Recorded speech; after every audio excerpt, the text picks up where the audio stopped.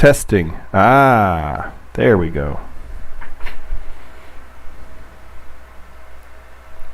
That's probably loud and annoying, eh? Let me fix that.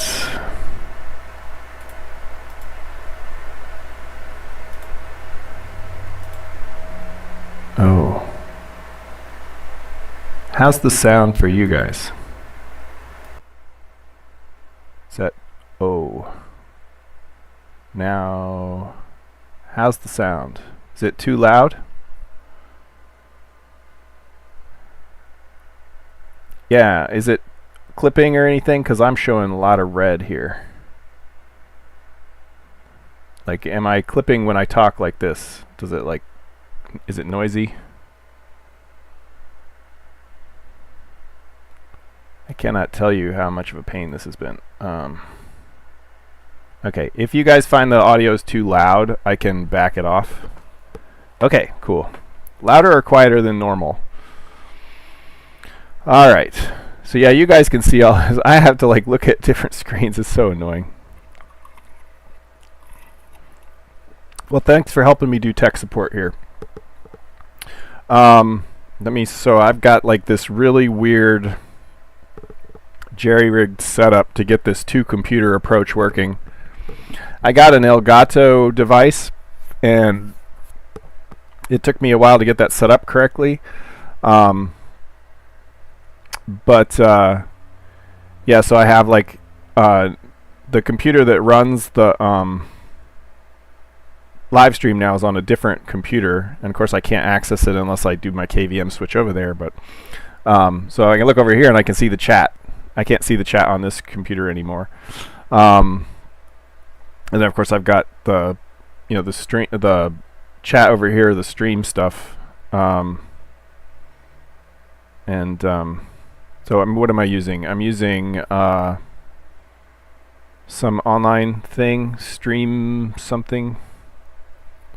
I should probably know their name.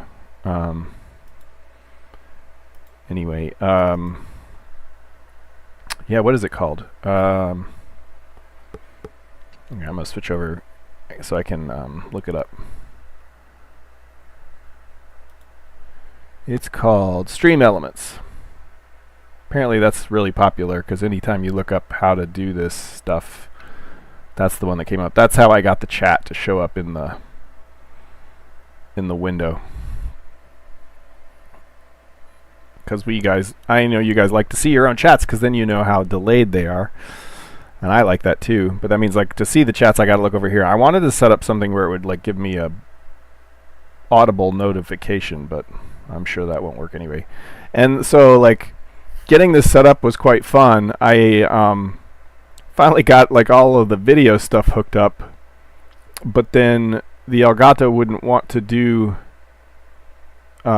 anything but 1920 by 1080, and I normally run 1900 or 1900 by 1200. Yeah. But then it turned out it's because I wasn't plugged into a USB 3 port, and so I plugged into a USB 3 port, like a half hour ago or an hour ago, and then everything started working. But then it wouldn't. It would turn my computer into like this huge resolution, 4000 by like something crazy. Oh, it won't do it now because I've got the monitors chained together. But so everything was teeny tiny, and I couldn't see anything because this monitor only does 1900 by 1200.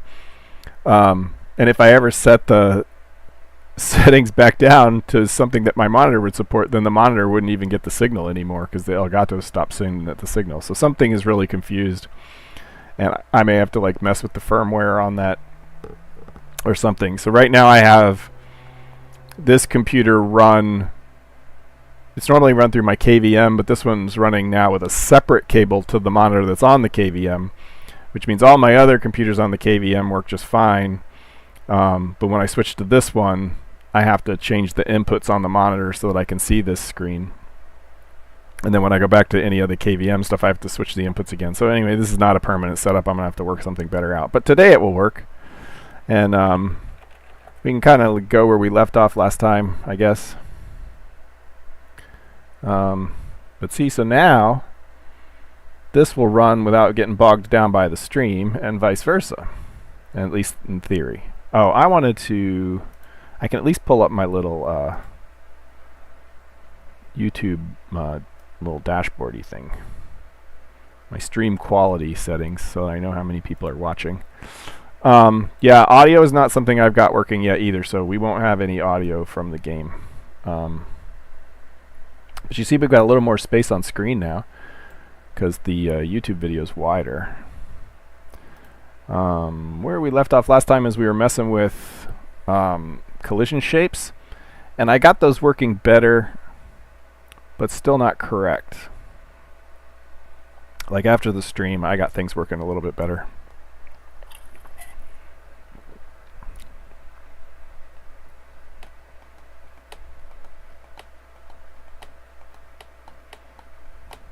Okay.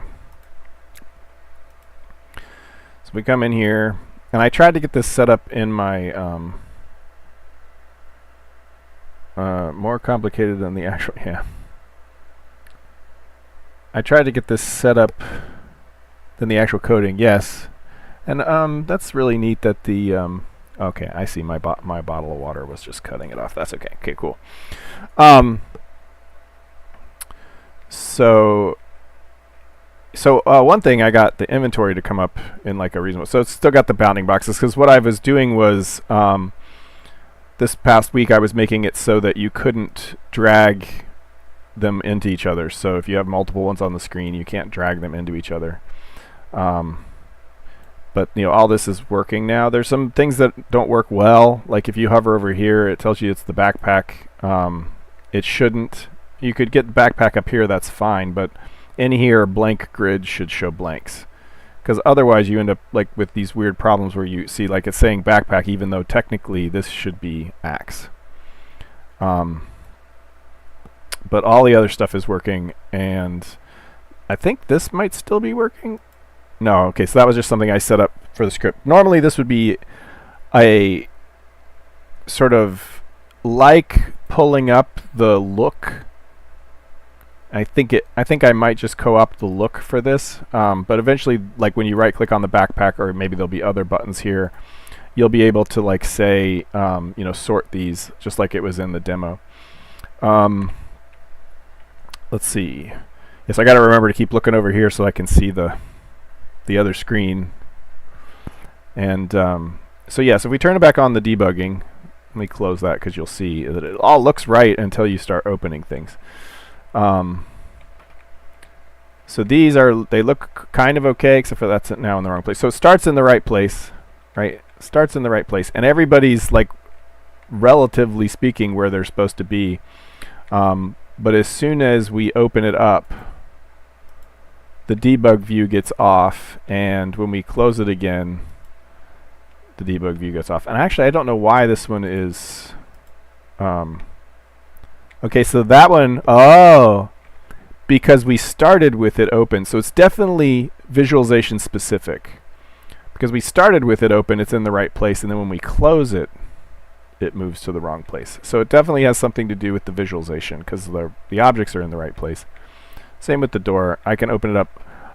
And like if you see like these guys, like if I look at me, these are all right. Now, so you know, her view will jump a little ahead of the collision shapes, jump a little ahead, because what we're seeing is the graphics themselves, the blocks and so on and so forth, are like 100 milliseconds behind or something the physics engine, because the physics engine's working in the future, and if you want to think of it that way, we all see a slight delay. So even its only local networking, it's built to get a slight delay, and that's to help with the if you have something updating, you know, every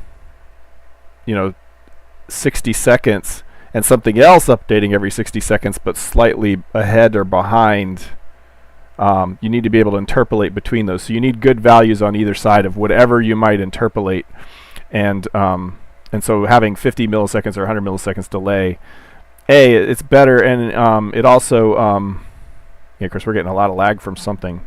Oh, because I keep walking across a tile boundary. But you can see. But my point is, like, other than the fact that the collision shape's a little ahead of the actual visuals, that's correct. Because we're seeing a debug view of the actual physics engine.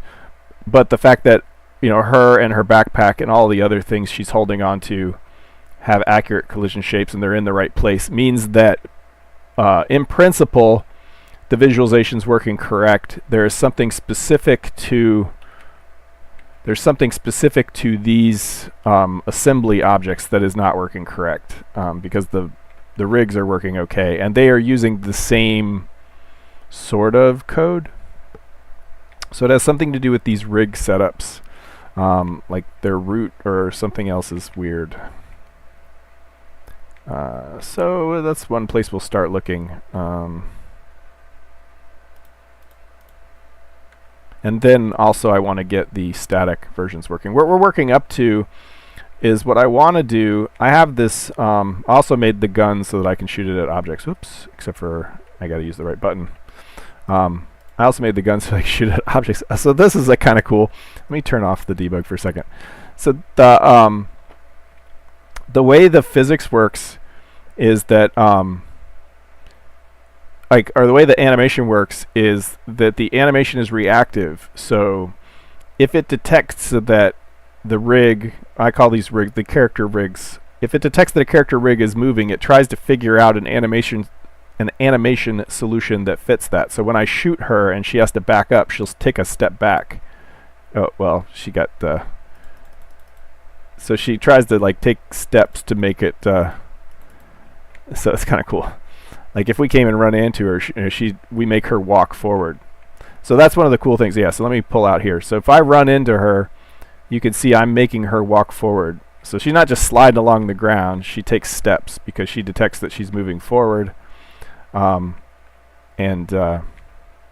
so we keep walking across this boundary. I really need to find a better test place because that's really slowing the system down. If I turn on the if I look at the map, you'll see what I'm talking about. We are literally like right near the edge of this major tile. And so every time we cross over, we do bad things. So I should pick a better spot to test things, or just remember not to walk over there. But yes, it's the fact that I can walk through the door here, that's a problem. You know, you can't hardly see it, but if I try to enter to the right side of this door, there's something there that's blocking my way. And so there's something wrong with the door placement in reality. So I can't get a door that stands up and is also like the chests. See, these are real physical objects, so I bump into them.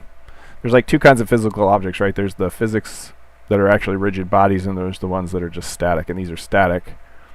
Yeah, so I think that the whole thing is, I think the whole collision shape is off a little bit. Because I'm not able to walk close to this side. Yeah, so the whole thing is off. But I can walk through the door frame. Yeah, I can turn that off. Basically, there's an invisible door frame right here. And I suspect there's similarly an invisible door frame right here. So the whole thing is just off. Probably by the same amount that these are off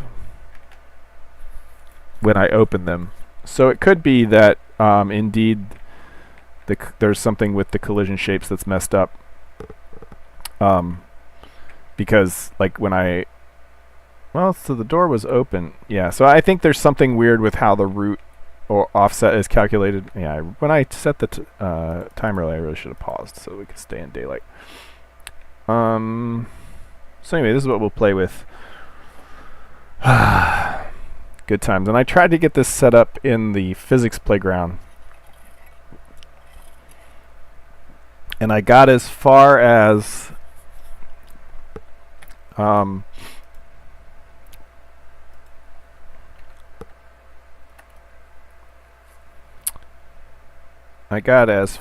getting the door in, but I can't open and close them. Turns out there's quite a bit of infrastructure in order to do the animated assemblies. Yeah, that's kind of cool. The default position for this still leaves the chat up, still leaves my face up, because the actual screen, cuts off. I've got it all shifted left. So that part I like. Actually, that's kind of cool. So I get like extra real estate on the side over here. Because my screen ends, you can't really see what I'm doing, but it ends right over there. All right, so in here, like, I got this, and this also becomes important. So we've got this door over here now. It used to be a single object door, and I swapped it for an assembly. So it actually can, in theory, open and close, but I haven't hooked up the component system and stuff to let it open and close. So even if turning on debug would show it, which it doesn't, I mean, it shows, yeah. So like if I showed you what I'm talking about, so if I place her, ooh, why didn't she get placed? There we go. Oh, okay, it will show up. Yeah, so I guess I could test the debug view here, and that lets us like iterate a little faster because we don't have to load a whole world and enter it and stuff. So, yeah. So if I like, so yeah, we can see her debug view work fine, and the fact that this is just showing up as a static sphere means that it's working like any other static object in the regular game. I actually got a little bit of spin there, which means, yeah, we can debug. We can get the I talked about how I wanted this to work the same as regular objects, so we can make that work actually through this faster turnaround. So I like that. We'll do that.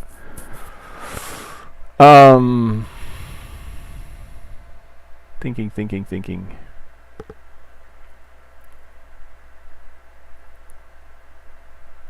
Yeah. So let's start opening some files. That's a lot less taxing on the system too. Ooh, what was the bing for? Somebody binged me.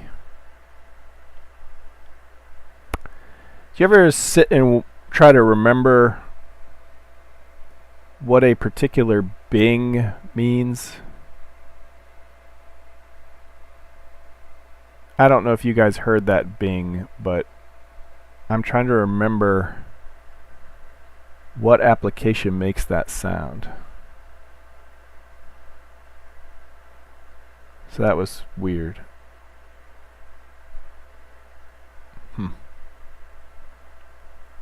Assume the live stream's still working and that wasn't a bing saying that, yeah, okay, live stream's still working. Okay, cool.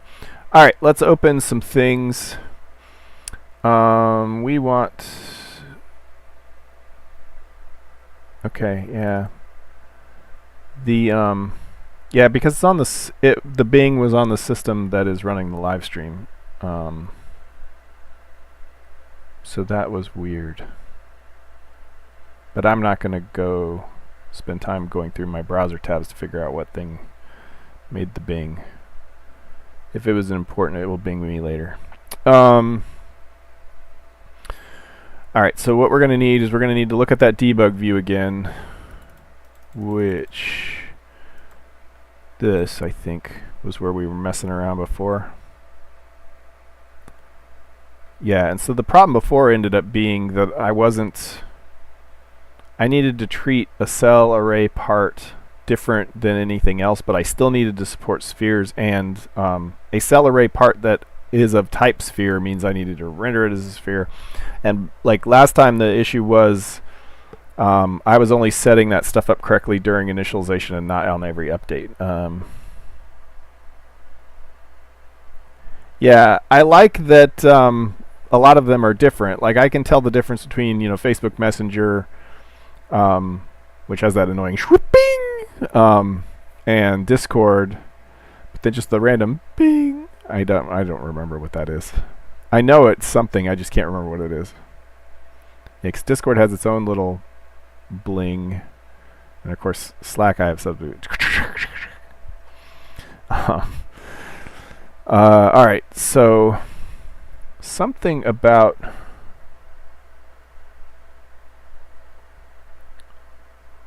Discord sometimes pings without any visual indication. Yeah, I hate that too. You have to go hunting around to find it. All right, so I think, yeah.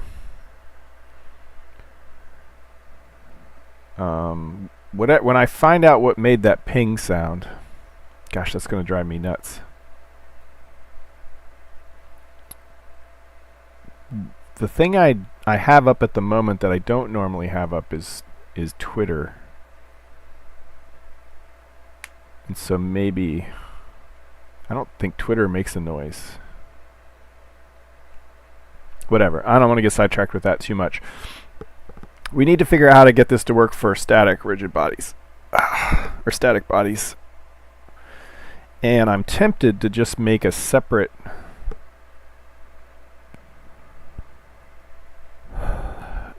method for and seeing how far we get with that. Just like cut and paste like crazy kind of thing.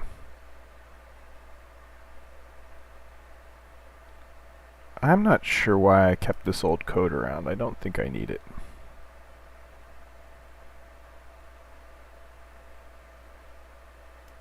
Why don't we do anything with the temperature?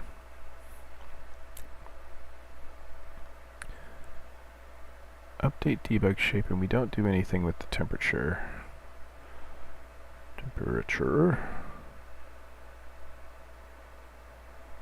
Yeah, we just ignore it. So that's not great.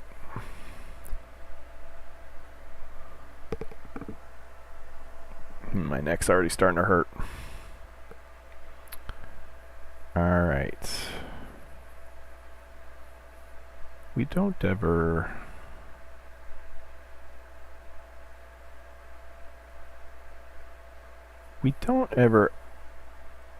update the cell array parts separately. It's interesting. Hey, how's it going? Why do I call this and then not do anything in there? Am I even looking in the right place?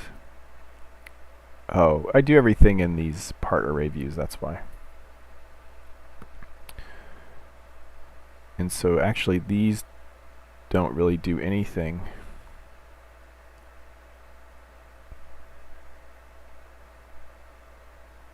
Yeah, so these call, yeah, so this is, it's like the old way it did it. Alright, let's just move on. Move on with our lives. And yes, I mean we could have had, okay, so I don't need all this infrastructure necessarily for static stuff.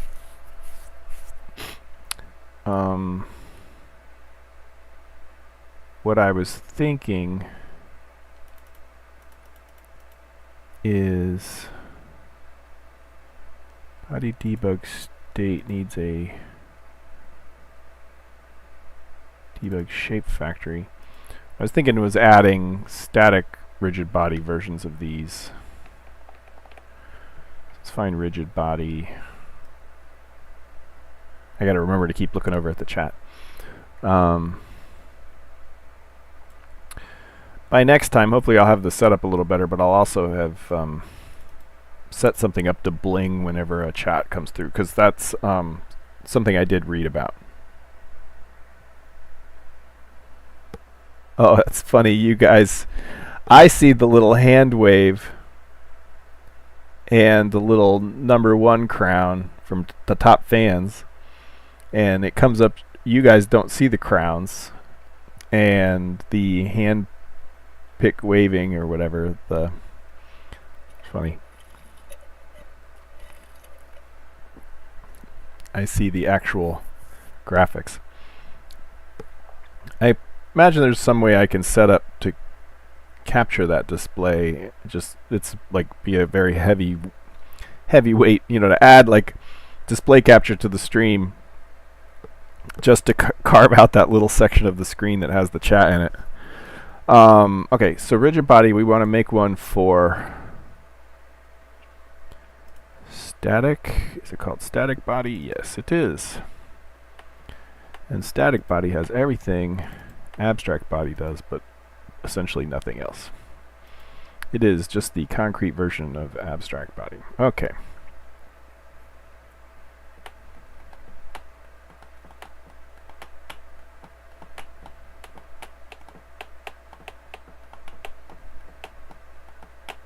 Okay, we got our work ahead of us here. And this is mphys. Hopefully we won't have to make any modifications to that. Oh boy. Alright, so let's see what it breaks to just do this.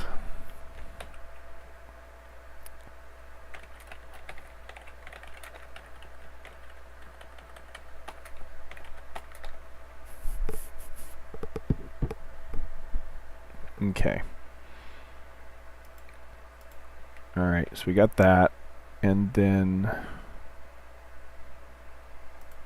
let's go into body debug state. Oh, we had it open already. And whenever we create a new static body, yeah. So similarly, update position, update visibility. Is there another update? Update position, update visibility. Oh, and release. Okay, so we have to do similar here.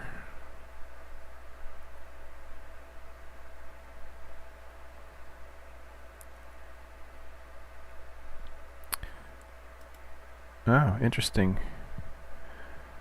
Update position. See what I did in here.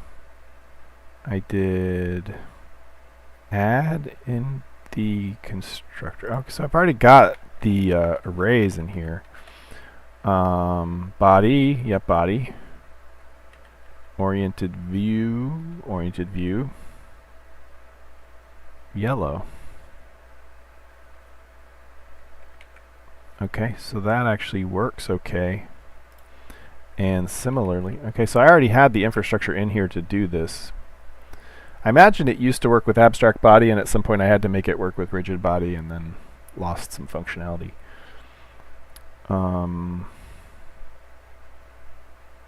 So that's okay there. And if I go to that open source package and install it. Yeah, we're gonna need more imports.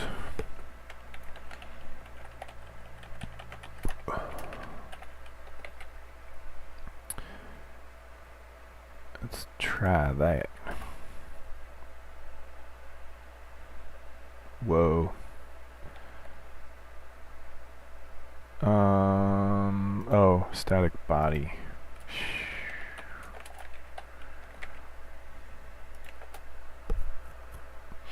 Good times. Okay, so now we've got another issue.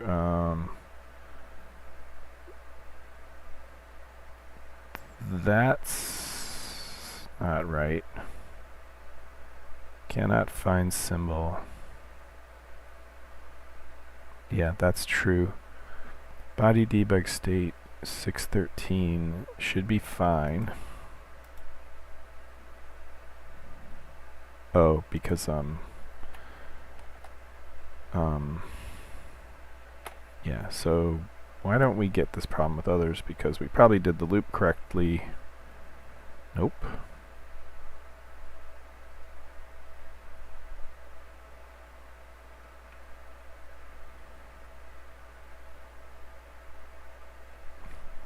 this.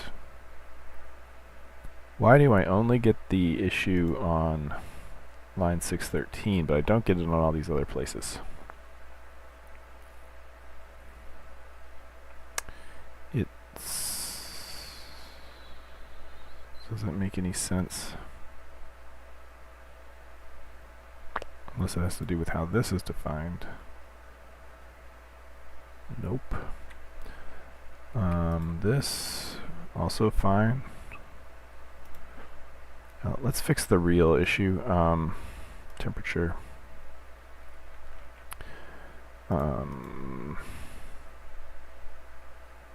623. Let's go 613 first. Yeah, so this is the only one it's complaining about. Why is that? Oh, I mean, this is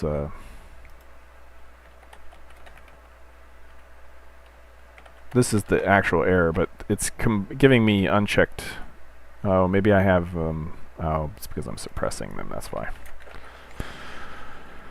Fine, that's why I ignored the warning before.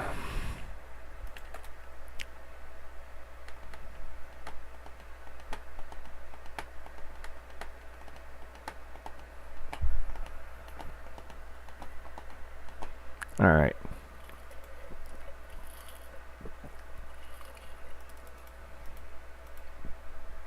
So now this will fail because we don't have all of the add and the update. So we need to create versions of this for static bodies. Oh, that's good. I know we shouldn't have a mass at all, but that's okay. We don't have to show that.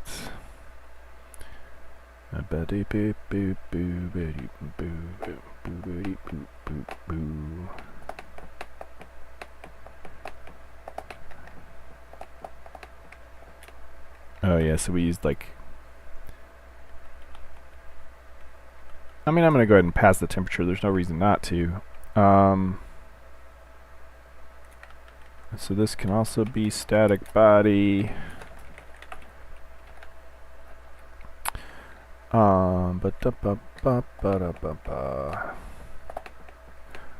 Leave like a cache or something. Nope. How do we find the things we already had?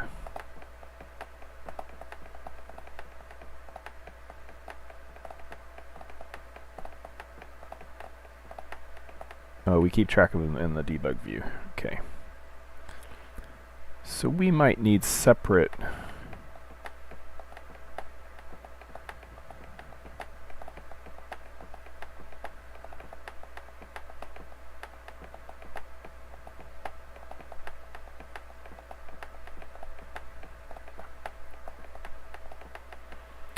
let's see what we do with body. Because I remember there was something I needed. All those things are on both of the types. Yeah, it's this body shape, mass, center. Maybe we can do this all with statics.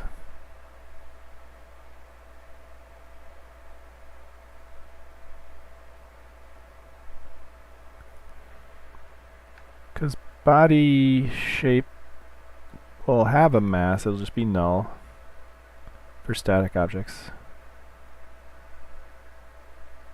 Yeah, because that's all shape stuff.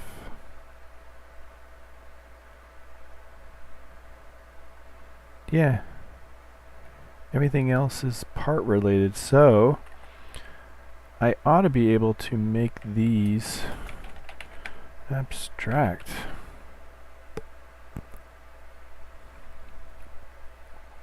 And then all of these also.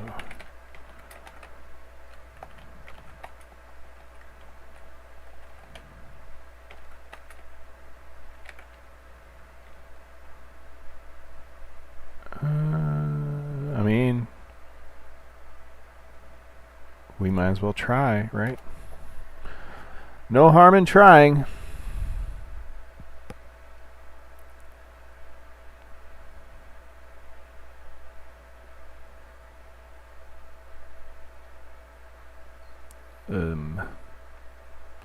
Does not abstract. It's not. Oh, release debug shape. It's not one we copied. Okay.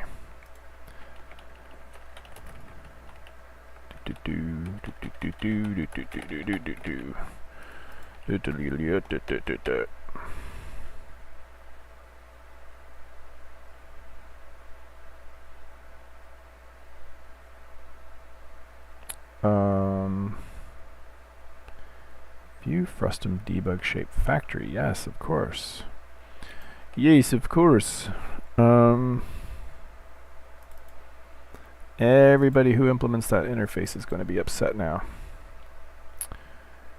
View frustum debug shape factory. And then so the world of local would have worked.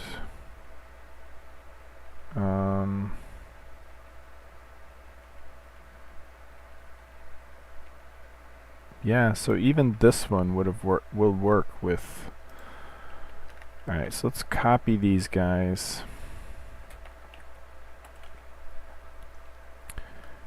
So there's some reason I had these not as abstract body. Quite sure. But for now,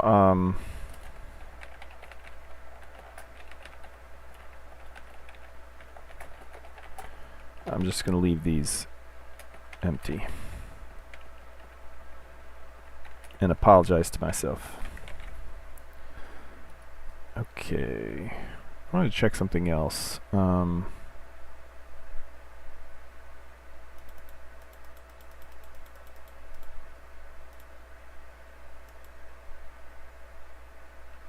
These. Oh, that's not what I wanted. Oh, got lost. Yes, things no. That's how I did it. Okay, let's try. Let's try it. Maybe it will compile.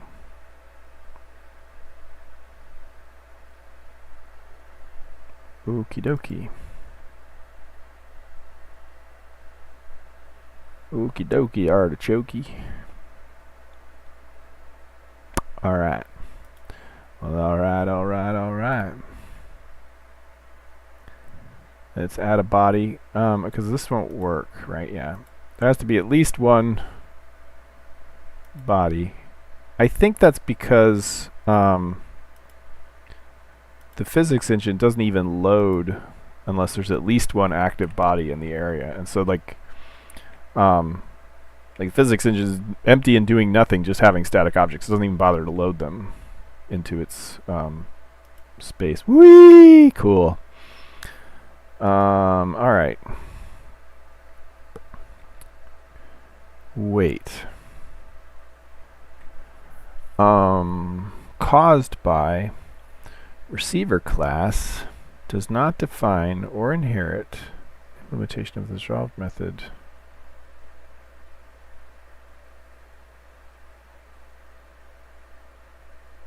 I mean, it does.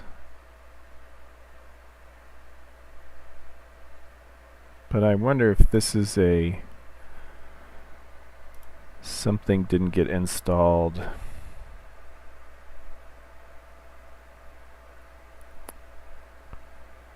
That should have been installed. It's a interface mismatch. Oh. Well, that would be why.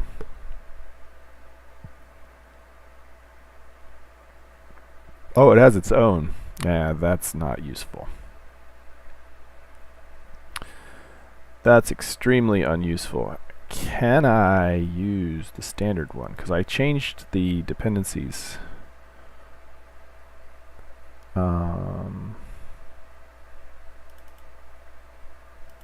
So we have Debug view state. Oh, no, that's the other. That's not. That's a different kind of debug. So we have this. What do they call it? Excuse me. Body debug state has this. Not that one. No, I'm looking at the wrong place. Part debug shape factory. Part debug shape factory. That's not there either.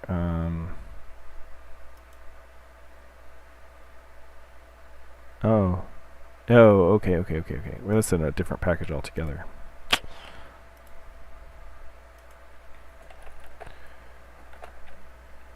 SIO2M block. Whoops.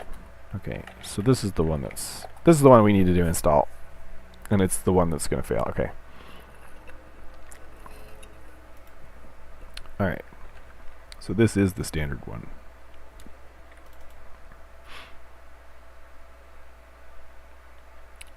Except for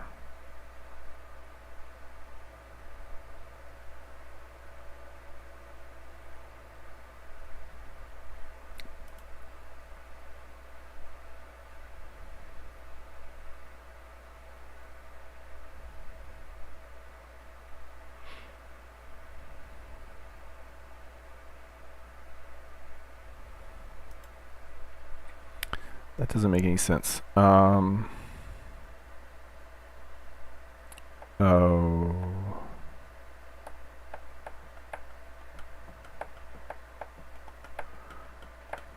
Line 146.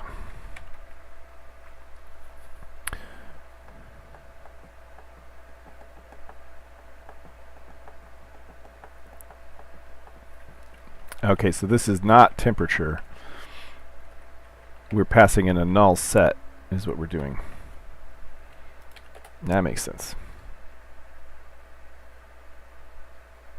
Okay, let's try again.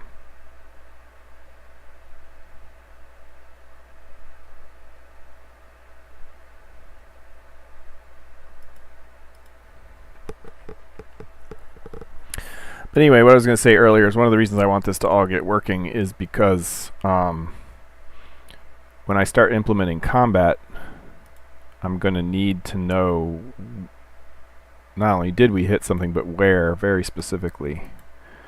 And so I want to get all these working so that when I let me turn on, let's see if it's going to blow up. Oh, okay. So that when I hit one of these limbs, I can figure out where on the actual surface. But I need to have everything working pretty perfect first. Okay, so we've got a debug shape around the door. We don't animate, but it's working for static objects. So we got static objects working. Probably we could tone down all of the bounding shapes there, but whatever, they might be useful. Now, of course, there's no way I can animate this yet, so, but that's good. We got all that working, which means I can go back to the regular game, and it should work over here. We got a, let's see, make sure Discord is off topic. Okay, that's nice. Okay. Play. Alright, so we should have static objects at least working, as well as what I'm hoping is that when I see the error with the static objects, that it will line up with the physics error that I'm seeing.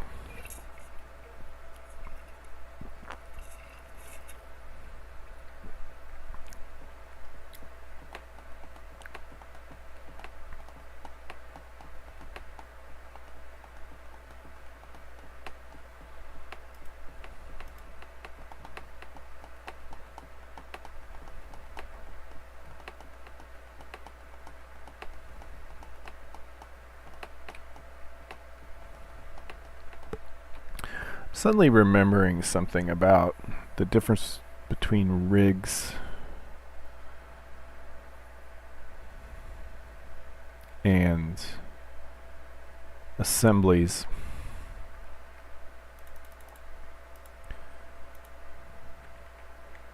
So what we saw before,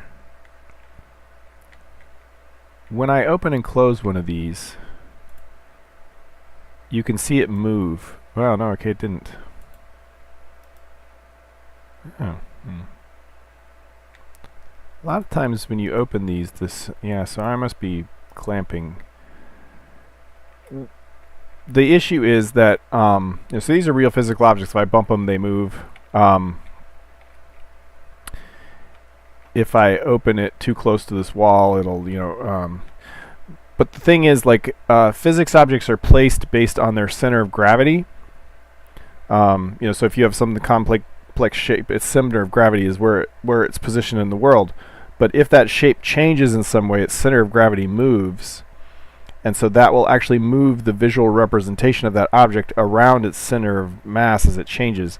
And so I'm pretty sure that for rigid bodies, I did something specific to clamp down their so that they don't drift around, because otherwise every little animation of a character rig would move them around, and like just opening and closing the chest would have it slide forward and back. But that is exactly what's happening when we have the debug view on. Hopefully it doesn't blow up. Okay, so right, so if I close this, it moves that center of mass. So something is basically just not zeroing it out, like it does in the real simulation. And yeah, so it's whatever state it was when it when we turned on the debug. I think if I turn it off, maybe close it and turn it back on, does it work? No, it remembers what it had before. But anyway, we should have real, yeah, look at that. That's exactly what I expected. So, right? Like, when I walk through here, you guys can't feel it, right? I feel it. There is a door here. And of course we were able to walk right through the door jamb here, right? But I can't actually walk through here. I get stuck on the door jamb that's not really here, right? So that is exactly what's happening to the static objects. They're not getting zeroed out. So the static collision shapes have the same bug that the visualization does for animated shapes. Excuse me. And technically any shape with children could be animated. There's nothing specific about these. How do I describe that? Something I need visuals for. But at any rate, anything that's made up of multiple parts could technically be animated. The fact that these parts are animated through like component systems and stuff, that's separate. The fact that an object can be made of multiple parts means that the physics engine needs to track that, and it does. But for static objects, it's not zeroing out there. So the physics engine has the same. Oh, okay. So now that I can see the static thing, and the issue with the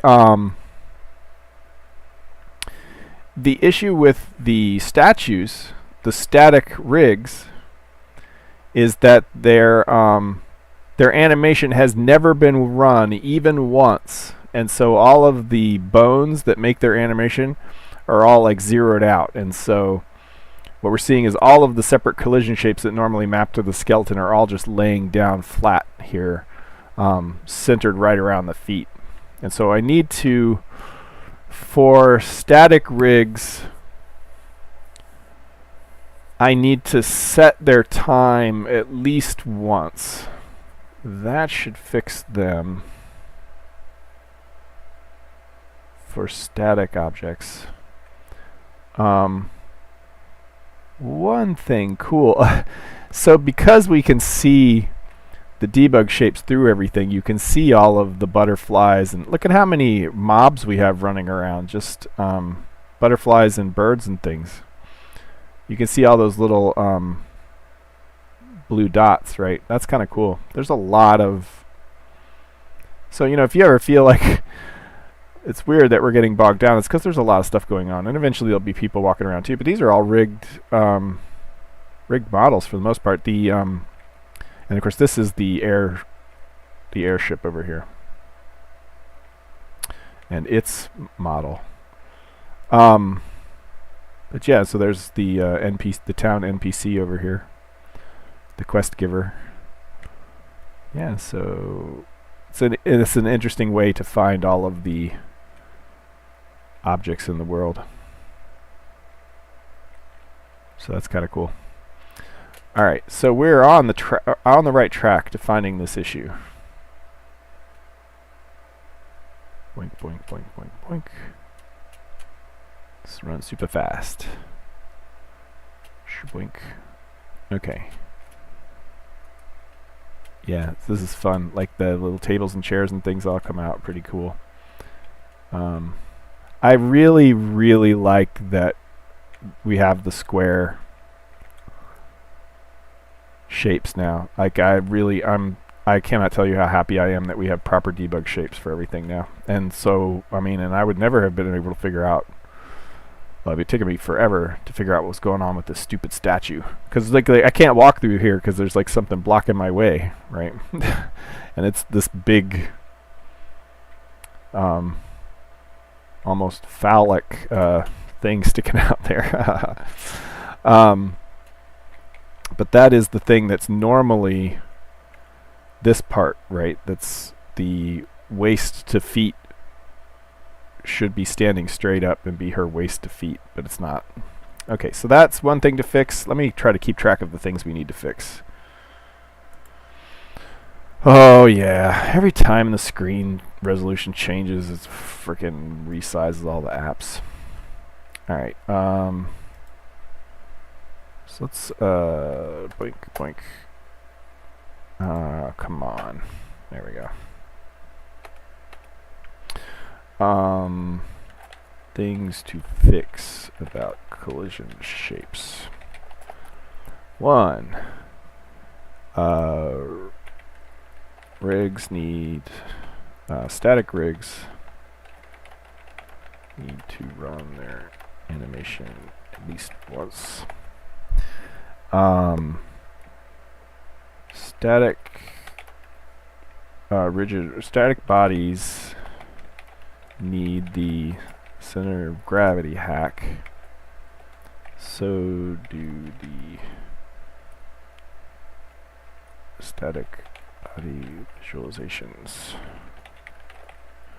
So yeah, interesting. So wow, look at that. It takes so long to save. There you go. Alright, so we're getting on track. I kind of want to fix the... I feel like fixing the statue will be one of the quicker things, and then we could stand on statues, which would be kind of neat. But yeah, the giant stuff is all in the right place. Like we can bump the giant and make him walk. That's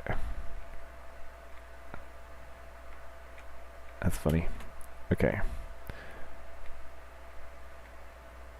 Yeah, why do I always pick locations for a live stream that are so close to significant terrain boundaries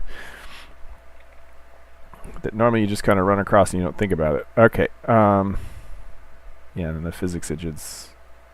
Whenever you see vibrating like that, it's an indication to me that the physics time has gotten a lot. Yeah, I don't know.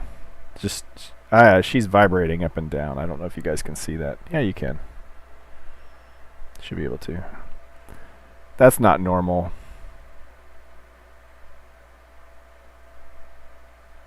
But anyway.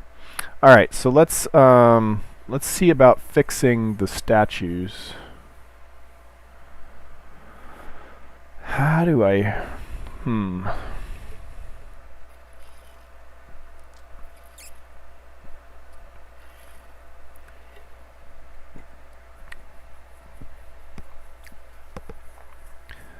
So that may just be a matter of... That actually could be right in the open source part of that.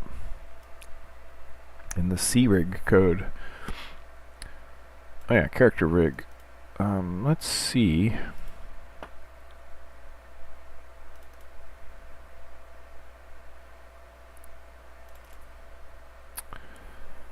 So this is where we create the shape. And do I already set the default?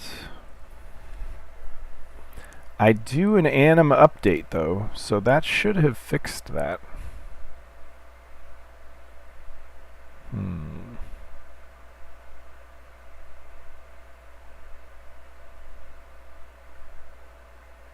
Maybe that's not run in this case.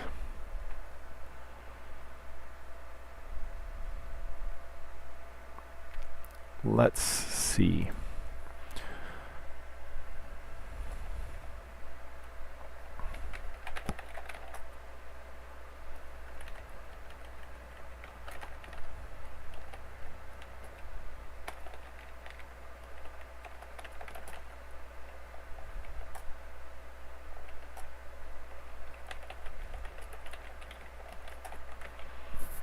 Okay, so let's see if that's even run.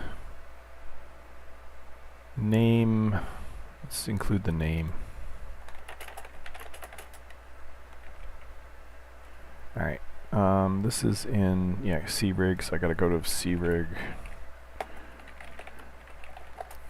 Yeah, so the CRig package is part of the open source libraries that I'm making to support Mythruna, and that basically adapts JMonkey Engine's animation to a sort of general interface that can work on the back end, even if you don't have like all of the materials and rigid bodies and textures and all that, or materials and meshes and things.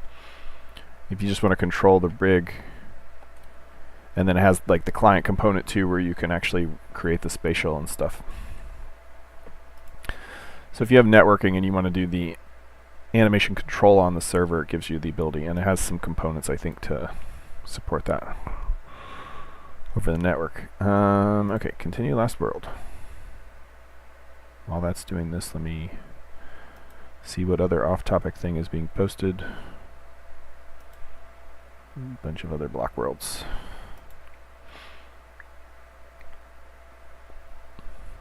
If you are new to the channel and would like to join the Discord, all you have to do is download the game, which is available on the Mythruna.com website. And then when you run the game the first time, that splash screen has a link to the Discord. That's just a convenient way for me to filter out spam bots and things. And then I know that the people who join the Discord have at least downloaded and played the game once, or at least launched it. In the long run, that's not going to work out for me because, well, just running the game doesn't require the 3D graphics and things just to bring up that splash screen. But in the long run, I can't actually help people with problems launching the base part of the game that launches that. Oh, interesting. Why are we getting so many logs?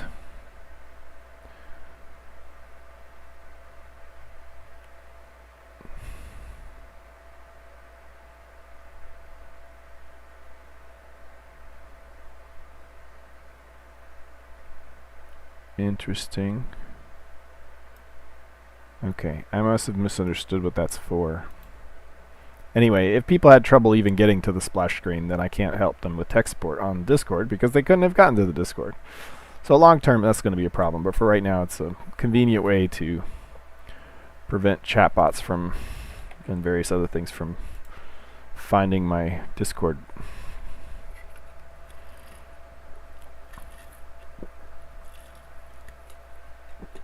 So the thing that's wrong with this is that we don't do anim composer shape.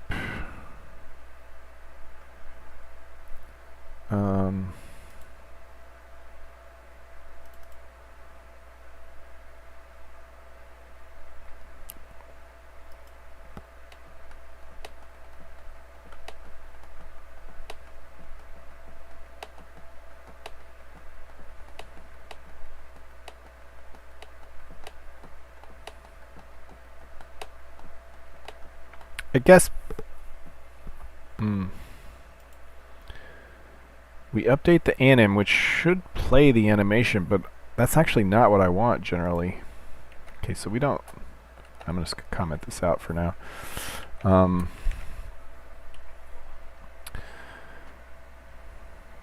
That seems wrong for most things because I control the time very specifically.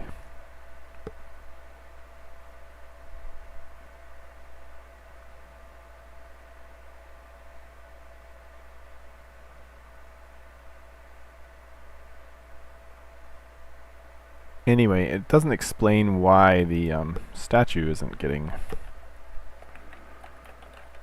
updated. Yeah, look at all those guys. So we want to, what's it? Grab shv butterfly. We don't want the butterflies. We don't want the birds.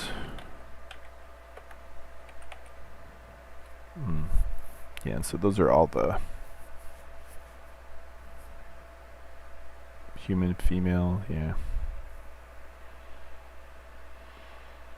So how do I tell the static one? And the issue there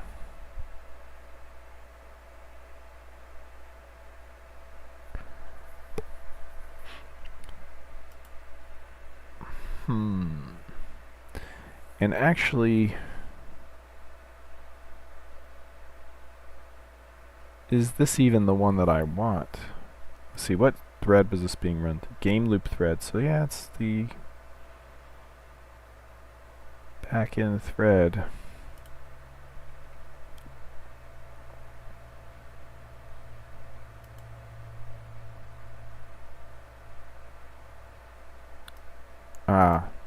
That's why. So we set global speed to 0, which means if we forward, what is anim in this case? So anim is the anim composer rig. Oh no, it's the anim composer. Yeah, that's JME's stuff. So is that. But when we set the global speed to 0, it means no matter what, it's not actually going to advance the frame. It's just going to update all the skeletons. So for whatever reason,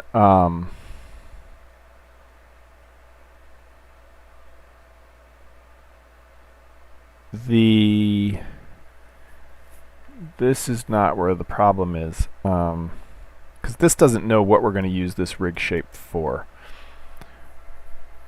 The problem is in the factory that creates the shapes. This rig factory. Rig shape factory. So it creates a shape. It's a rig type. Rig type. Let's look up rig type. So rig type is like the yes, this is all basically integrating JMonkey Engine's animation rigs with the physics stuff that's in the open source stuff. So we get a rig shape, and a rig shape allows us to do what? Rig shape allows us to, yeah, so basically we need to call update on the rig shape. Rig shape result equals, so like the physics engine will call create shape with these parameters. We know the shape name is going to be a rig, or we ignore it. Then we find the rig type. Then we create a shape from that rig type, and we return it. And if it's an animated character, normally it gets like a special physics control that will call the update shape. It will call the update on it to force it to update its stuff, because it's, obviously it's animated, so it wants to do that. But for static objects, update will never have been called, and they don't know that they should, in fact. So we should be able to update it just once to make it so that static objects will get updated at least once. I think that works. I've been wrong before. It's pretty easy to go back and see on a live stream history, all the past. I've been wrong plenty of times, sometimes in spectacularly visual fashion.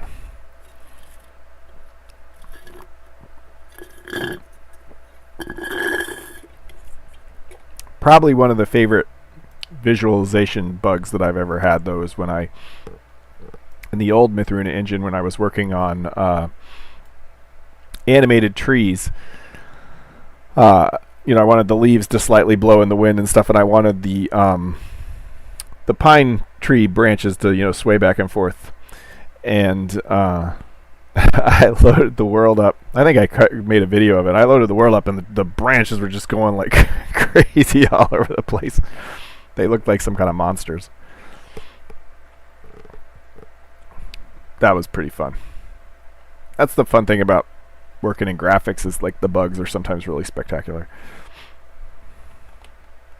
Especially when you're like animating things at the shader level. Alright, Rustina, let's see what's going on. Oh, I did not take a nap today.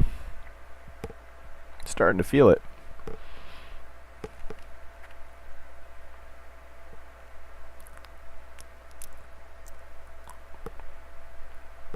Oh, I didn't remove that log statement. I didn't recompile that stuff. Okay. Okay, so let's first just see if we can walk through here now. Yes! Alright, so we might have fixed one problem. Let's turn on... Oh, it's not quite fixed. Oh, it's the same problem, though. Right? It's the exact same problem. This, the center of this is wrong because it doesn't know that it's supposed to reset it. So it allows drift, and the same problem is here. She is... So like you can see on the... Well, you see on these rigs, right? The center of gravity is in a weird place. It's at the feet. And so when it centered the shape over her feet, because it didn't know that it was supposed to ignore that, it put the whole thing down. So the shape is actually relatively accurate. It's just... It feels like it's flipped around. Oh, maybe not. The big ball seems to be behind the... Yeah. Oh, it's all supposed to be centered, it looks like. I don't know. But that's definitely one of the issues. So, I mean, like, all the things are relatively in proportion. They're just in the wrong place. Oh, no, look at that. The, Huh. The, they're off-center as well. Like, from there. So, yeah, the subparts are not getting placed correctly. They're off-center.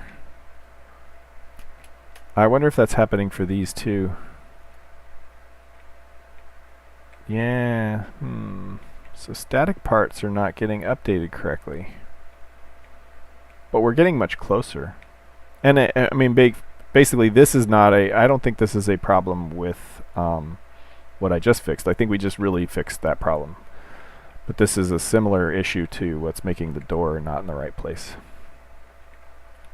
Okay, I need to recompile that thing that's spewing the logs. What was that? That was C-rig. Alright, I'm gonna kill the logs. Okay.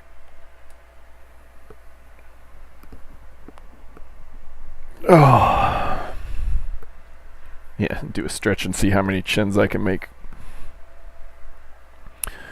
Why do you need to run the animations on the server, not just the clients? Because the server is where the physics are done. And so if I only run the animation on the clients, I don't know where all the parts of the bodies are.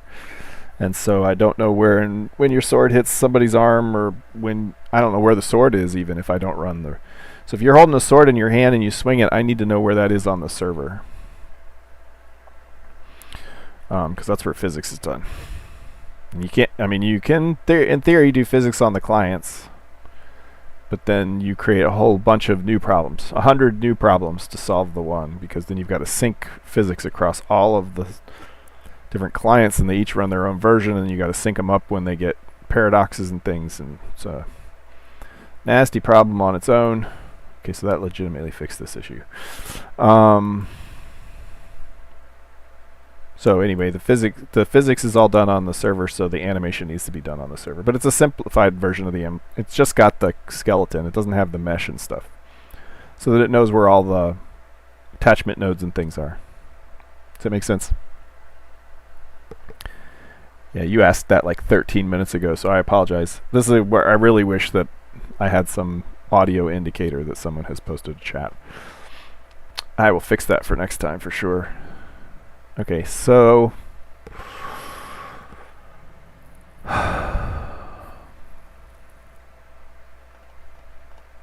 where did I put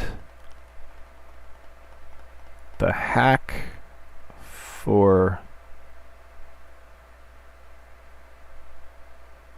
center of gravity? My brain says it was a hack. That doesn't mean that it was, but that's what my brain says.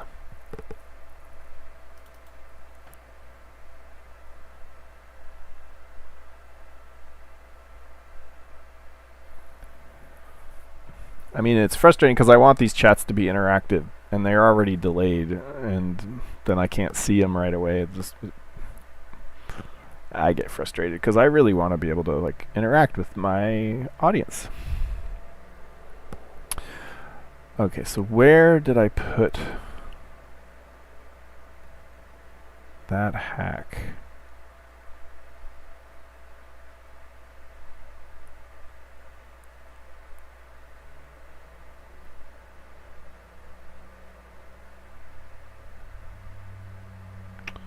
Just trying to think. I might be able to look in the physics, in the things that's handling the collisions.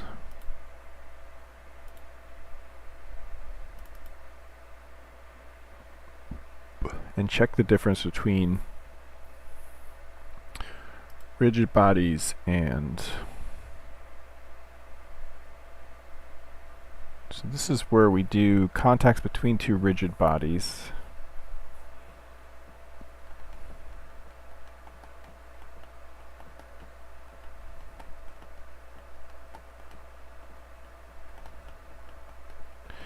Well, one thing I didn't do, and it's worth running the application again to see, plus then I can watch the chat, see if anybody says anything. Those collision shapes looked like they were in the wrong place, but maybe they're not. It could be still a visualization bug. We know collision shapes are in the wrong place for static objects. We already know that. But they might not be as wrong as we think for that rig. I didn't prove that. And knowing that would be useful information, because then we could have two problems competing, and or adding to one another. Like the actual collision shapes could be off, but then the visualization could also be off, and I'd rather know what I'm dealing with. The unfortunate thing is, and this is one of the other reasons I want to get collision shapes working correctly, is that I don't do sweep testing, which means that objects that move as fast as like what the gourd gun is shooting can actually move right through objects if they're small enough. So if we shoot here, yeah, nope, there is an actual object there. Yep. Okay, so nope, it's the we've confirmed that is actually where, I don't know if you guys can tell, but the balls are like bouncing right off. So yeah, so see, the balls are bouncing right off the sides. We ought to be able to bounce one off the the leg. Yep, nope, that is actually where the collision shapes are. And are they lopsided? I mean, maybe. It's hard to tell. So, I mean, they are legitimately offsides, so I'm going to go with yes. And so, like, I should be able to shoot right through here. Yep. Whereas I can, like, yeah, so these are legitimately where the physics engine thinks they're legitimately in the same place as the... I can't tell if it's... Yeah. So yes, the visualization is accurate, and I think I'll see the same thing here. Like, I should be able to shoot right through here. Yep. But I should not be able to shoot right through here. Yep, I'm hitting the fake door jamb. Just like I can shoot right through here. But as soon as I start to hit the edge of this door... Oh, well, see, here's... Yeah, so there we go. But this is one of the problems I was talking about. If I hit this just right, I can actually shoot balls right through the... Yeah, so I just hit the ball right through the door. Because they can teleport through the... Anyway. Like, especially the chests, you know, it's possible to, like, shoot balls right through the backs of them. So yes, there is a door in the wrong place, and the visualization is accurate. Which either means that the physics objects are just positioned incorrectly and the visualization is showing that correctly, or it means that they are both just wrong with the same bug.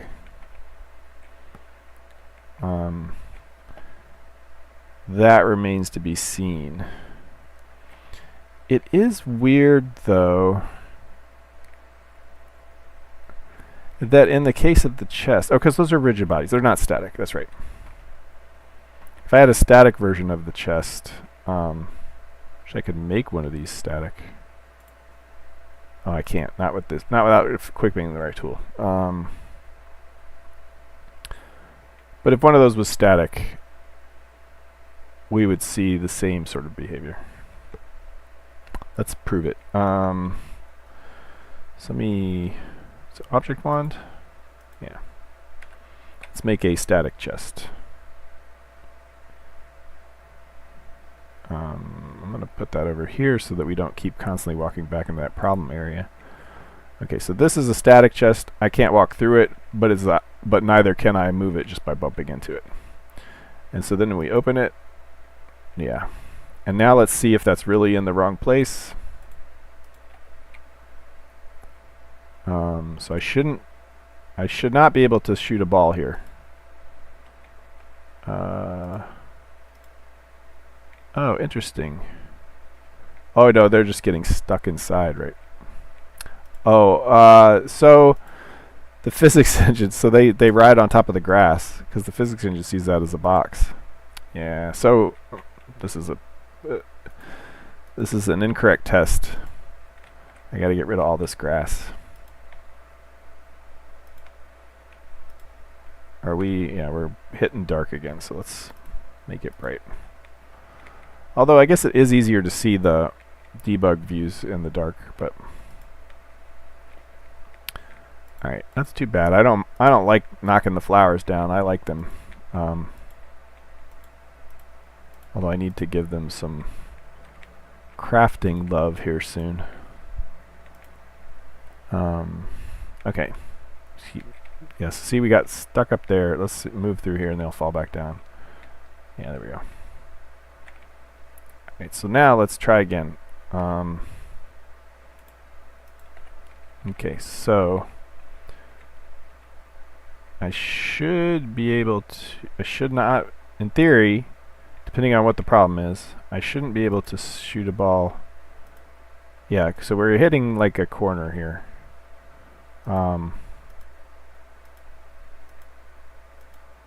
But I should be able to shoot right through the top. Yep. But not this top. Right. And not this top. Yeah, it's kind of bumping. You can't see it, but it's kind of bumping there. I can fill the whole thing full of balls, though. This is what I was talking about. Sometimes they fall right. They come right through the back. Because I need to implement sweep testing. Look at them go red. That's the temperature. That's the... So there's like a simulator. Yeah, so they're just squirting out the back. Oh, are they on? Yeah, they're in. They're really there. So anyway, the physics engine is not great at resolving multiple things. Trying to get them to stack into the chest. But the temperature has to do with how accurate they are, and as they cool down, it's like simulated annealing. They get more accurate physics as they get to blue because they're making smaller movements, which means it gives them slightly better physics resolution. Their time slows down, sort of, to allow more accurate. So these are medium warmth. That's why they're yellow. And that guy heated up real quick before slowing down. The reason that is because he was moving pretty constantly in a certain direction, and so that kept his temperature at a certain amount, but then as soon as he stopped, it showed as a change in temperature, or change in momentum, and so he turned red for a second because his yeah, so these will disappear after a while because his velocity changed from a constant movement to a stop. It still showed as a change in velocity. Yeah, so there's like all these things I can just walk through and make their temperatures go up. Let's show you what I'm talking about. So if I bump into these, you know, I reactivate their physics, and so they get warmer again. But the idea behind that simulated annealing is that if an object is, you know, sitting on top of another object and they're just bouncing up and down, that it would detect the oscillations and go ahead and cool them down so that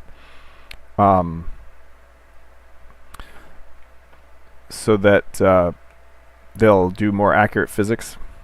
There's a oh yeah, so something is trying to do that view frustum stuff and telling me sorry, future Paul. Alright, so I can show you what I'm talking about, because there's a physics works in time steps, and so, well, we've confirmed that the visualization is at least accurate with the physics engine. Let me see if I can... Hey, this is still running. Okay, cool.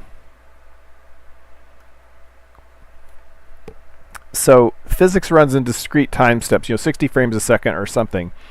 And it's possible that now, while I don't support rubber bands, let's use that as an example, because it's the quintessential example. Let's say you have 2 points here, and you have a rubber band, you know, stretched way out here.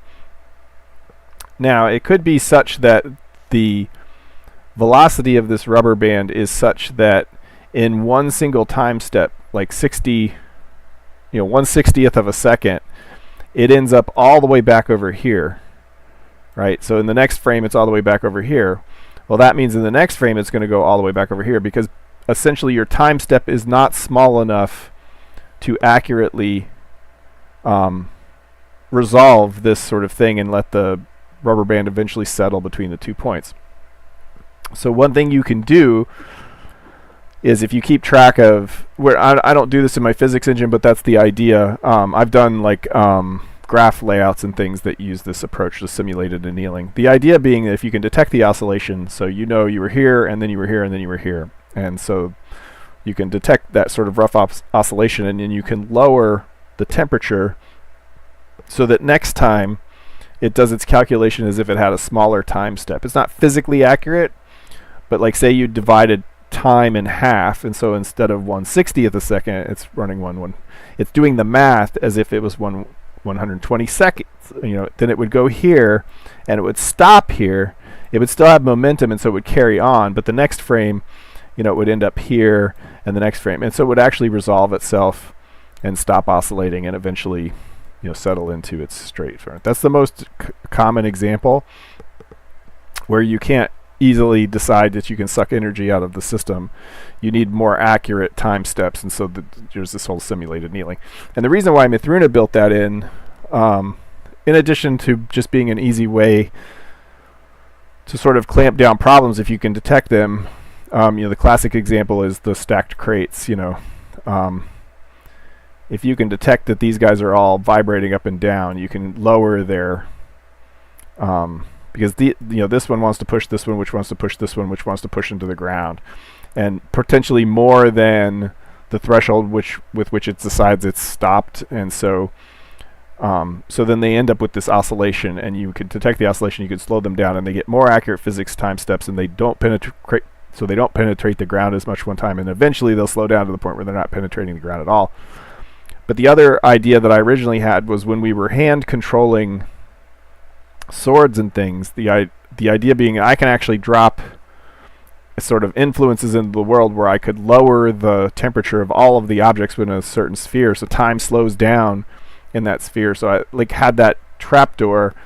If combat got too tricky, if our ability to swing a sword, at 60 frames a second, if you swing a sword across the screen, you could, you might see the sword here, sword here, sword here, sword here. And so the idea was you could potentially increase the sort of intensity of the combat by slowing down time for everyone involved, so that if you imagine your heart beating in your ears kind of situation where time slowed down and you have a little bit more accuracy in all your things. So that was one of the ways I could get around if the control problem was just too unwieldy. And of course I've decided that was too unwieldy, in a control sense, not in a I can't control what I'm doing, but it was really awkward to move and try to swing at the same time. So we've backed off and we've done something different, but that was always the thing, is potentially you could slow time down for the combatants in a local bubble so that they get a little more time to and skill to do what they're doing. But anyway, so Mythruna has that temperature idea built into all of its physics objects. And it does use them. I mean, it does affect the time t, and so it does give more accurate physics as they slow down.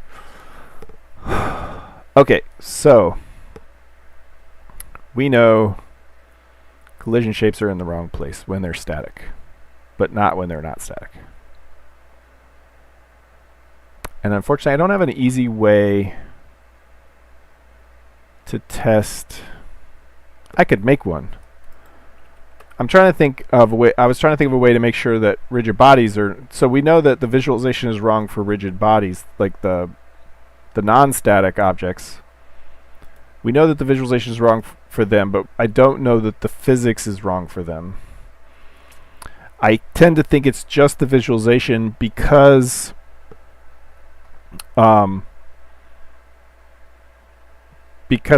they start out in whatever state the visualization was in. You know what I mean? Like if the chest was open, that turns out to be the correct position. If the chest was closed, then that turns out to be the correct position from whatever we first started the debug view. And then if we move them, they go to the wrong place. So I'm kind of leaning towards that it's a clever coincidence that the physics engine happens to be wrong with static objects in the same way the visualization is. I think that both of them are missing the same hack that I did for the character rigs. There's this weird bug that you might hit. If you happen to click between any of these UI elements, like that I did, it will make the window disappear and you can't actually bring it up again. So you have to bring this up again before you can bring up that little, anyway. Alright, so we're going to make an object. We're going to make a test object. So we're going to make a frame. And actually, let's go back. I want to see what the door... I don't have the door. Okay, we're going to make our own thing. New blueprint. Let's make it out of wood because it will look better. So cube's fine for me. So we're going to make something that will stand on its own. Without having to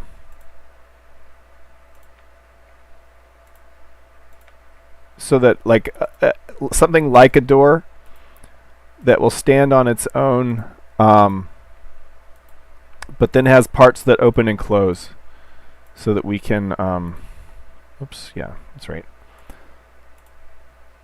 so that we can test to see where things are. And we'll give it a top, and we'll make them thick blocks so that we're more likely to bypass any tunneling issues. Boink, boink, boink, boink, boink. So see, when this is a rigid body, it will, like a door, when the door is a rigid body and it's and somebody, you know, and then you turn it into a, well, when a door is rigid body, it falls over flat. Well, this one will stand up and it won't fall over flat, so we're good there. Yeah, I kind of think we're gonna want maybe some additional shapes down here. Just more things to catch the little shot balls. Okay, so we'll call this weird chest. Weird chest. And what size are the doors? Oops. 1, 2, 3. 1, 2, 3, 4. So 4 by 3 for the doors. Okay, so new 4 by 3.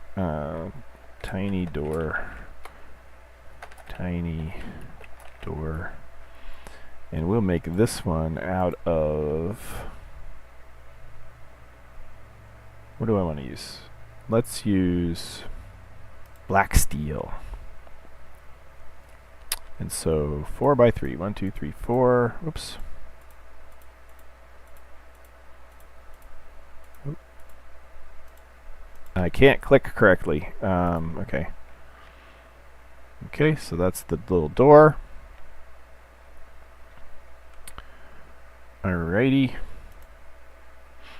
And then we will go to the workbench. We make a new design. And we'll call this the test chest. Test chest.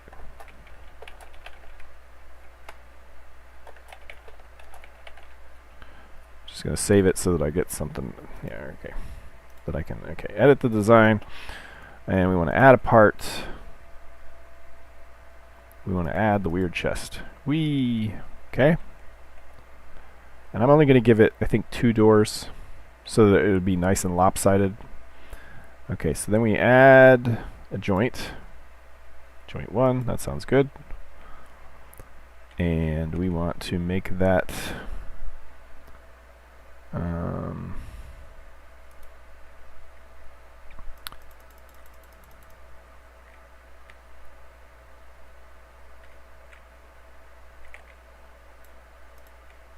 alright, so that's where our joint is, and then probably it needs to come up one more, or go down one, we'll see.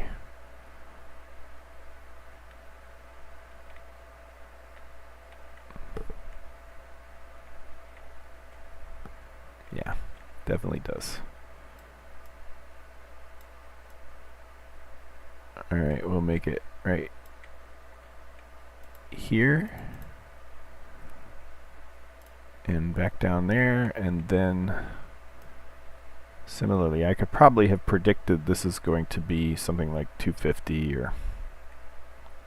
Oh, nope, 300? Oh, 5.5. Okay, so there's joint 1, I'm going to, and we want the position to be the same. Minus 0.5, so we open and close will be in the same position, but different angles. 750. Okay, so now no matter what, open, close, they're in the same position. Okay, we're going to add another joint. Well, let's add our part, I guess. I'm going to add the part to the joint. We're going to have the tiny door select, and we don't want it. Yep, that's good. Good enough. So see, now we open and close it. We're not doing anything, but if we go see what the open view looks like, and then we'll, yep, that's what I thought. Negative 100. Yeah, look at that. So close, open, close, open. And I'm going to put another one over here so I can make sure to get like maximum. Base, add joint. Oops, joint 2. And this one, so we know we want 250. And probably we want Z to be, what was it, 375? Or 750, something like that. Oh, except for I wanted that to be X. 0.75. Yeah, that works. Blink, blink. Here we go. All right. And then for Y, oops, clicking the wrong thing. For Z, yeah.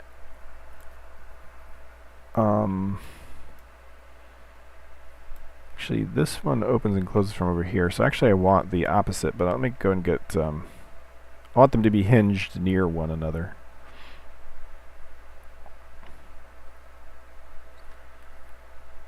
So sorry, we're taking so much time making this debug shape, though. I guess it is a good demo of the editor here. So we want this to be minus, so it puts it over there. That's fine. Let me save my work real quick.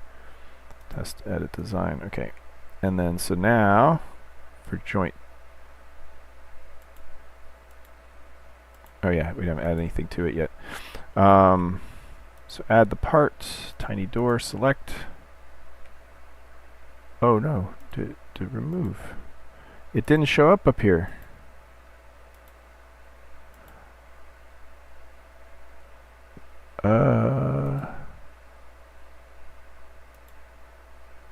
That's a problem. Okay, well we've got enough to test. Let me remove this joint. That sucks. That really sucks. Okay, so let's try up here. Base, add joint, create. Okay, now it shows up. Alright. Let's go ahead and add the part. We'll figure it out. So we know it needs to be, X was like minus 7.5 or 0.75, and Y was 250, and we ought to be able to see what Z was over here. Oops, blink, blink. Oh no, I messed up. Okay.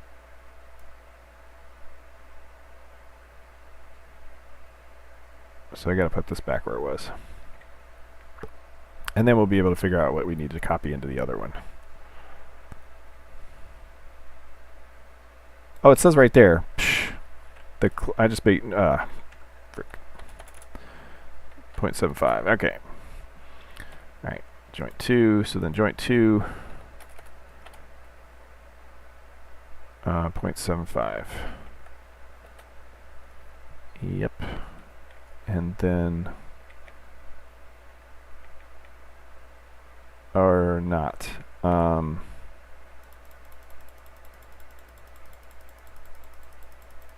needs to be back this way.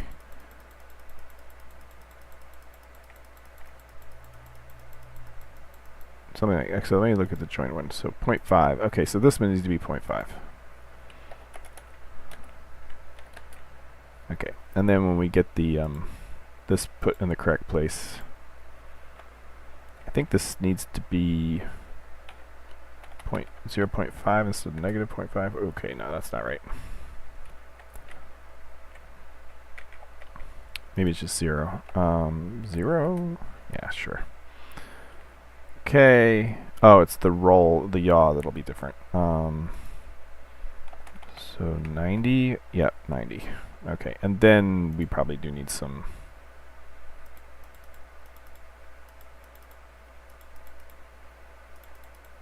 Yeah, so now it's all different.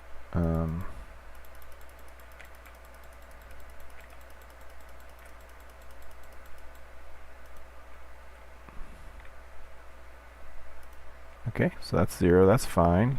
And then actually we want to push this out a little bit, so that it looks like the other one. Probably. Okay, that's fine. Let's see what this one will. 0.125. Okay. I know I don't have to care. But, you know, we're here. We might as well make it aesthetically pleasing. Okay, so base joint 2, that's what it looks like closed.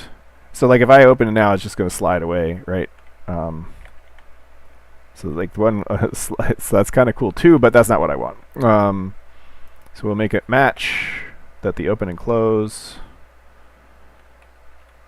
0.75, 250, and 0.500. So now open and close do nothing.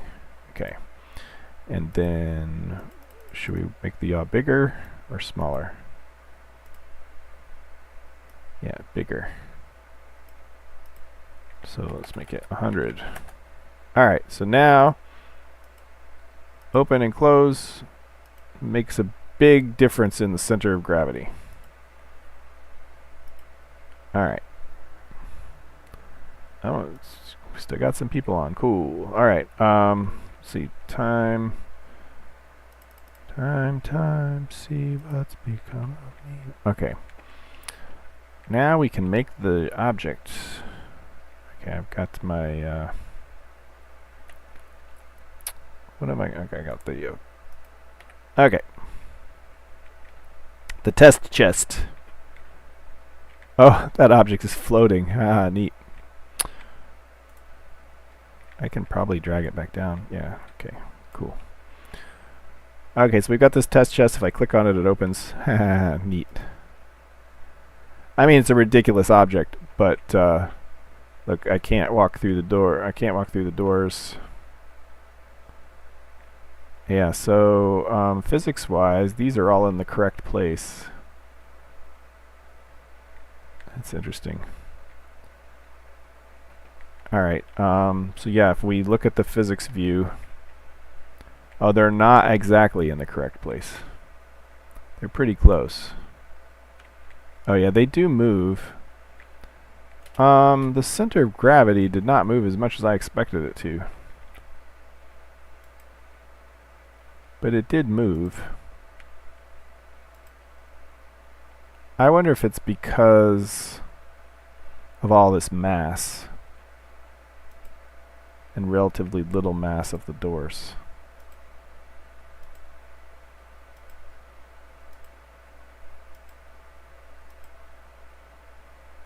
I mean, that's got to be it. So then I shouldn't be able to walk through. Yeah, I can't walk through there. Okay, I want it to be more dramatic though, so I think I'm gonna have to give this a diet. Alright, so let's go back to our blueprints. The weird chest. Or we can make the doors thicker.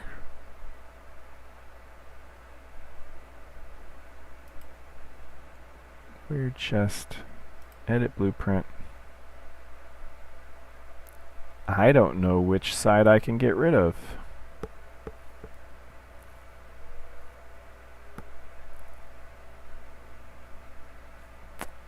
I can definitely get rid of all this stuff.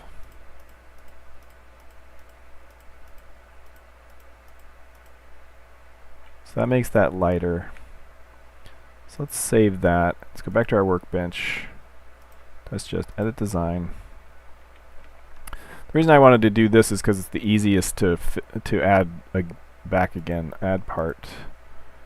Weird chest select. Okay, so save that. And get rid of this.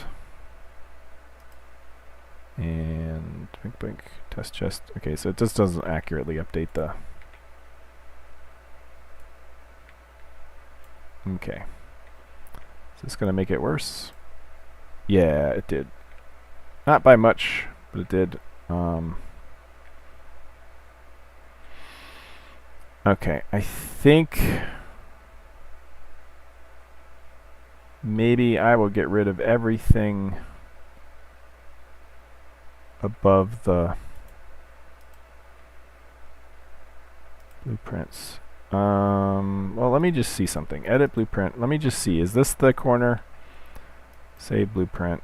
Workbench. Test chest. Edit design. Oh man, we're getting close to the end. Remove, add part. Weird chest section. Okay, exactly. So that's the one I need to delete. So I will delete that and this post over here. Okay, back. Discard changes. Blueprints. Weird chest, edit blueprint. So we get rid of this over here. We still want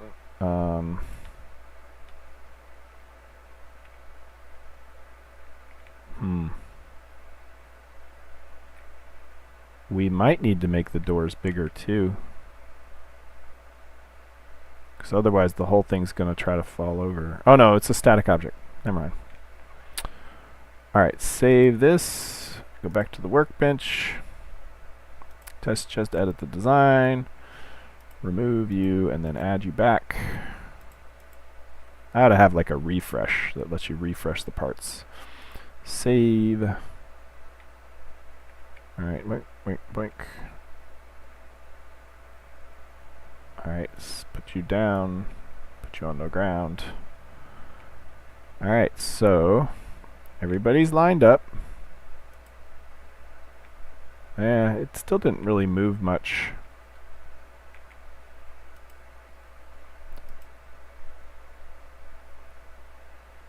It's interesting. It's not really what I expected. But let's see if it's in the real wrong place or if it's a visualization glitch. Oh, well, it went right through there. Yeah, we shouldn't have. But it bounces off the door here. Oh yeah, we're in the same kind of situation we were before. All this grass is in the way.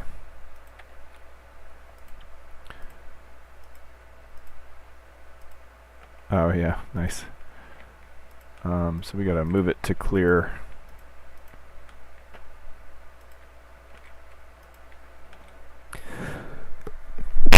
Excuse me.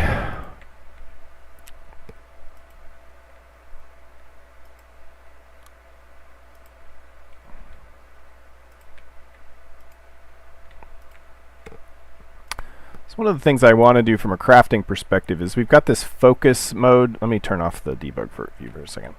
We've got this focus mode where you can hit F and you get like a zoomed in view where you can actually interact with the stuff. And what I want to do is when you've got plants and stuff up like this and you do the focus, that it turns into sort of more real models of those plants, and there might be some kind of sort of mini game thing where if you have a knife, you can cut specific parts off, and and if you do it wrong, you don't get the same stuff. You damage what you're trying to salvage and so on.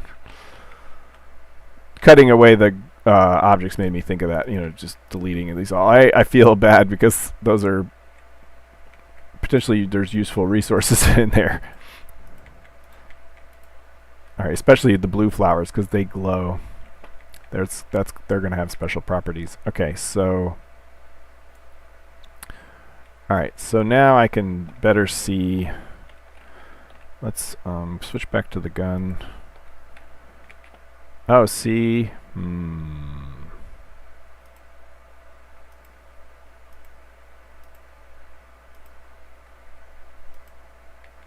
Okay, so this, now, even though it's open, everything lines up correctly. Like right up to the edge, right? And so not only are things in the wrong place, but they're in the same wrong place as the visualization, and it is the same issue. But the thing is, like with the door started out in the wrong place, so I don't really understand what's going on. Right, the door was already open, it started out. Yeah. So let's try closing these. Close. Okay, so now everything's in the wrong place. Will it really be in the wrong place? Yeah, see, I can like blast right through that. And I bounce off right here.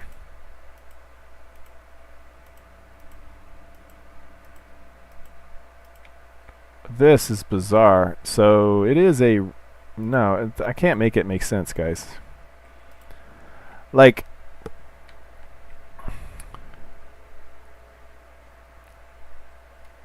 The door was already open when we started. And when I close it, it's in the right place and everything works correctly. You know, I get stuff jammed in the cracks because I'm shooting it really fast, but can I like knock it out? Anyway, so, but if I open this, oh, we've got grass over here causing problems again. Now it's in the wrong place, and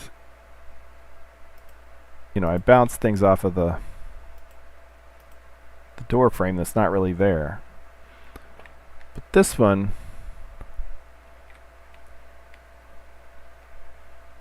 oh, I dragged it. And that put it in everybody in the correct place. Oh.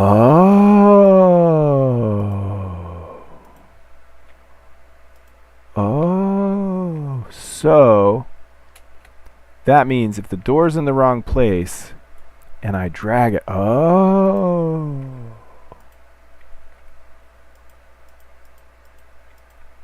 So maybe all I need to do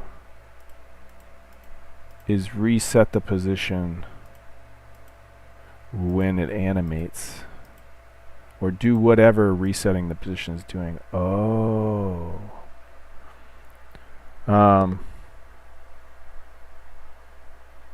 Yeah, sorry. The player, it would be nice if I could turn off the player one when we're inside the player, right? But so if you can see these blue outlines here, those are the outlines of these doors. And so when I open the doors, yeah, I really should be able to have an option to get rid of these spheres. They're almost useless. If you guys are willing to bear with me a second, I will turn them off, okay? They're just not useful for what we're doing, so let me turn them off. I think they're in the... Yeah, so I'm going to explain what's going on. I don't think I can fix it in the next 5 minutes, but I can explain it better.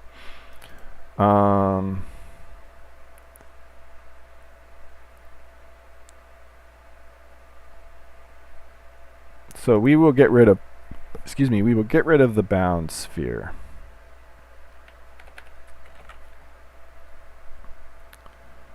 And let everything else do its thing. And that is in Memphis. We're in the right place. Okay, so let's see if this makes the visualizations a little clearer.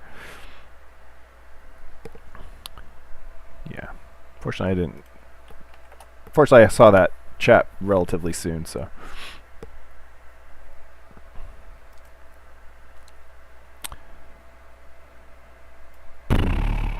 Okay, continue last world.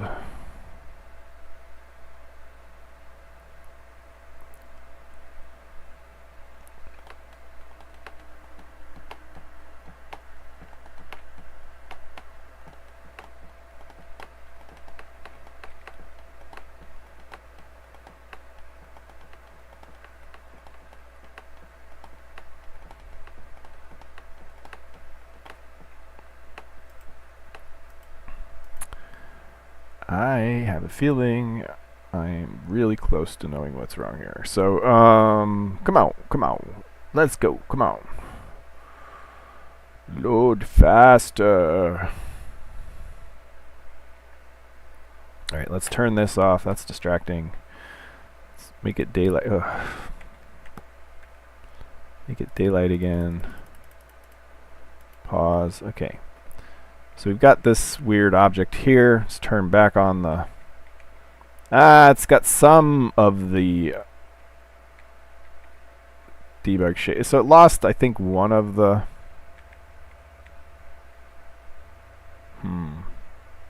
Alright. Well, let me try to explain anyway. So you've got this shape, right? These blue... Follow the blue lines, essentially. Let me look at it from this side. So we follow the blue lines, and then I open this. Well, first of all, before I open that, look at how the blue lines line up exactly with the box, right?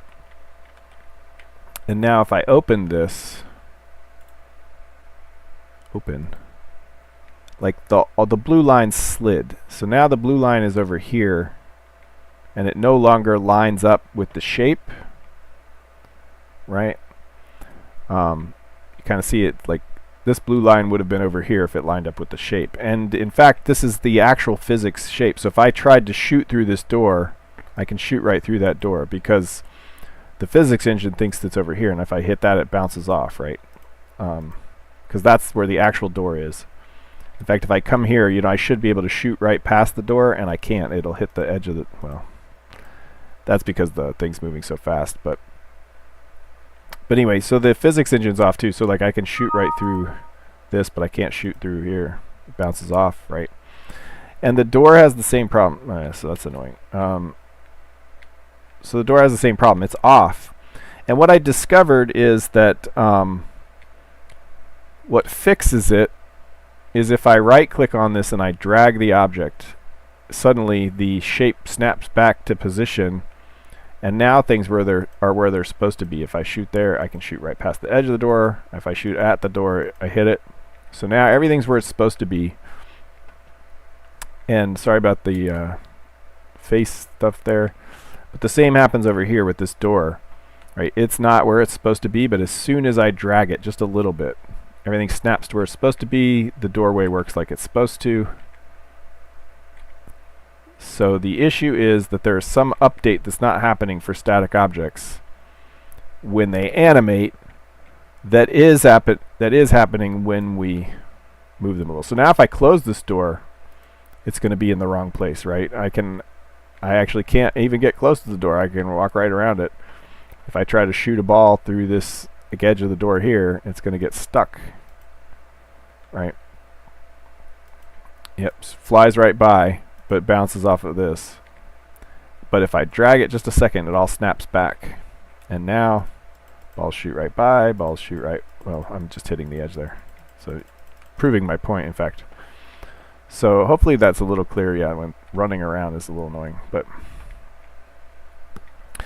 so, yeah, I think there's some position setting, or probably there's something that needs to get dirtied when the animation changes. But that's like... narrows it down so much. It's already 10 o'clock and I have not eaten dinner, so I think that's where I'm going to stop it. Yeah, cool.